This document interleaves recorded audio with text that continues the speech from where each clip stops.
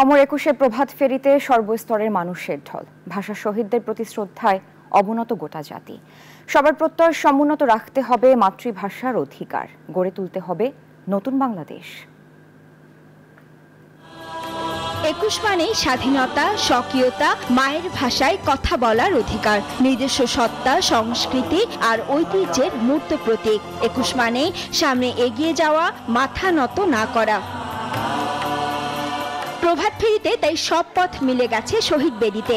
শহীদ মিনারে ফুলেল ভালোবাসায় ভাষা শহীদদের প্রতি শ্রদ্ধায় অবনত গোটা জাতি।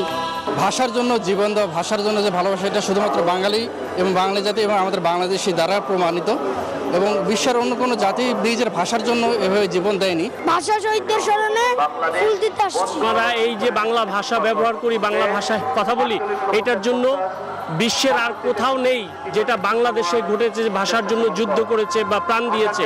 ২১ মানেই বাংলাদেশ গণতান্ত্রিক মূল্যবোধে সমৃদ্ধ, অসাম্প্রদায়িক এবং মানুষের ওপর মানুষের ভাষাগত নির্যাতন, নিপীড়ন, শোষণ, বঞ্চনার অবসান ঘটিয়ে একটি শোষণহীন সমাজ ব্যবস্থা প্রতিষ্ঠা।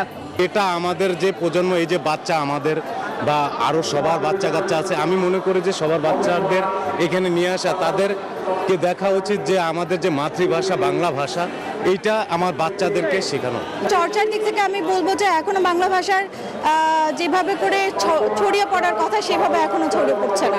৫২ থেকে ৭১ বাঙালির সব রক্তাক্ত আন্দোলন সংগ্রামের মূল পটভূমির জন্মদাত্রী ২১শে ফেব্রুয়ারি। শাফিয়া ইসরাসনা, নিউজ 24, ঢাকা।